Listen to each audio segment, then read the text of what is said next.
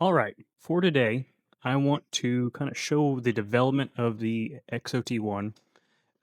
Since it's been completed, I've done quite a bit of testing, driving around, trying to beat it up, and I've kind of come to a point where I've got some revisions to make of things I didn't like.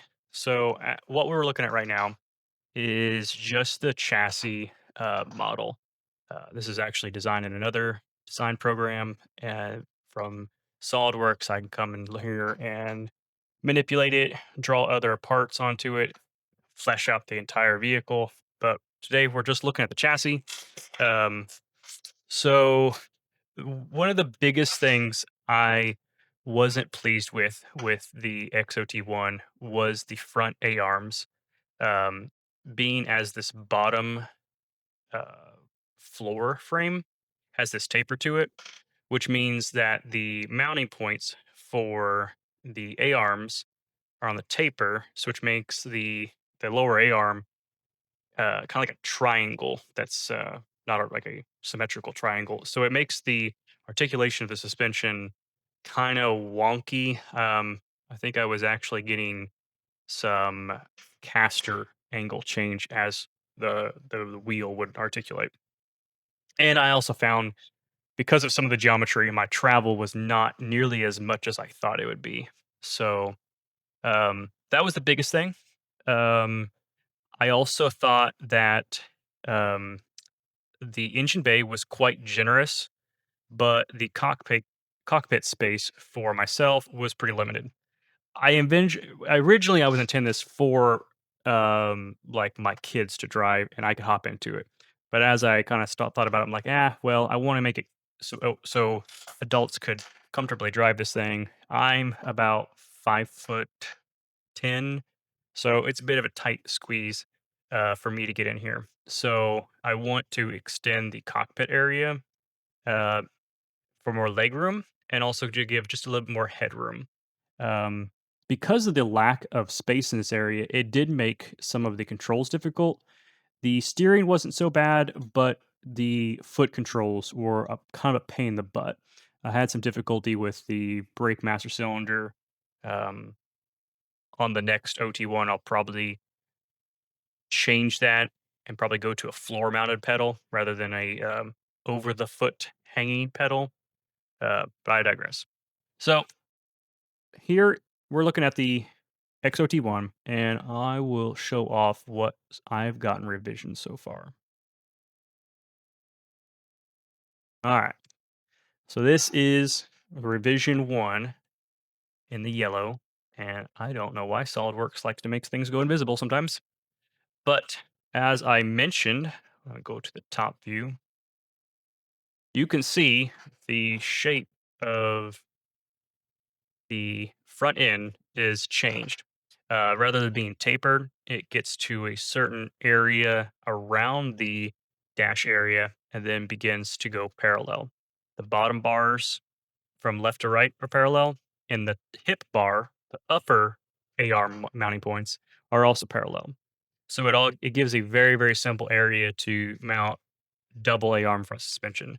And that was kind of the original design with the OT1 was to make it so that suspension geometry was as simple as possible while still having double A arm front and rear. Um, Also, kind of adds a little bit more footroom, being a little wider area. It's still going to use I believe it was a 14-inch rack of pinion. Um, Control should be a little easier. Anyways, you can also see on the front end that it has also been stretched. And without going back to my other program or going a bunch of measurements on here, I think it was about 2 to 3 inches longer.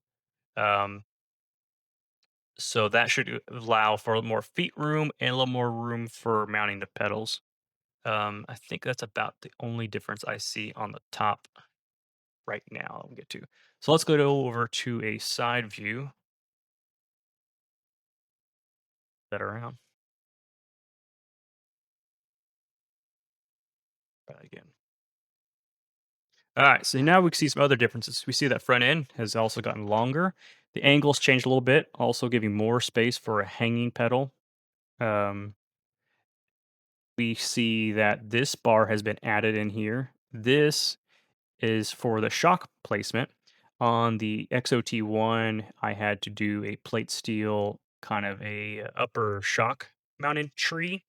I didn't really like the idea. I didn't like how that stresses of the shocks was just kind of pulling on these upper tubes. They weren't really tied into the rest of the frame. So that's what I added this complete hoop in here. So the shocks be mounted right here in this bend area right here. And any stress from the shock being pushed up is it's evenly distributed around multiple frame members. Um, and it makes it also easier for symmetry. Everything it matches the left and right. It's tied in more together, makes it more stronger front end. Um, and also we can see another difference. Look on the side view. The this has all been stretched from about this point forward, and you can see our head area has changed a little bit too. Rather than being a flat bar that's parallel with the lower frame, it is now got a slight bend into it, giving the driver more space if they're wearing a helmet. Before, my head would probably go about, I think, about 2 inches below this gray frame. So this gives me a lot more space for wearing a helmet or maybe a taller driver than myself, and then also adding these additional braces right here. So if there was a rollover, it would apply the force down here and distribute it down on these two roll bars, and this is kind of helping it from bending. The rear end is exactly the same. Still allows for a really, really roomy engine bay area, and also the rear drive box and cartridge is missing on the OT1 because that was one of the design intents was that if you wanted to have a standard drive box with a chain spool in there with an inboard brake, you could do that, which is what the XOT1 has.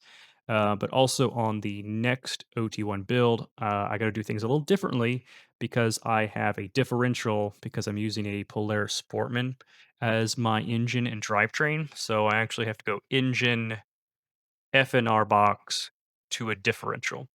So, I mean, that was another idea I hadn't planned with the OT1 was to kind of give it some modularity for anyone using a variety of different types of engines, whether you're going single cylinder, generator, lawnmower engine, um, inline sport bike engines, ATV engines. It just kind of gives you a lot more flexibility while still being as simple as possible, like on the suspension geometry. Um, yeah, but that was about I think that's about it. I hope I'm not missing anything, but just want to give you guys kind of an update on what's going on the back end of design.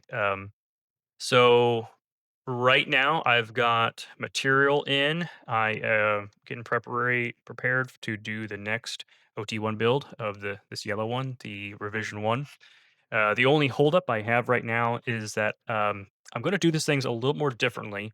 The XOT1 was built pretty much on my floor on a wooden fixture or on my welding table.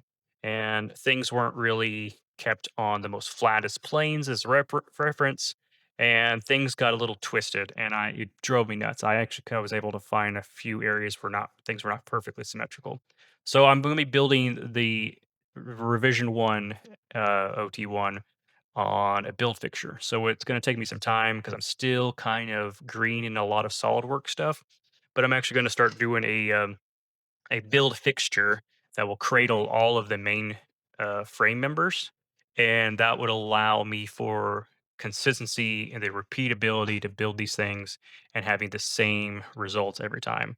Um, that also, if you ever were to suspect that your frame was ever damaged or tweaked or whatever, you could strip it down, put it back into the fixture, and you know, give yourself a little more rest peace of mind that your chassis is good or whatever. You can do repairs.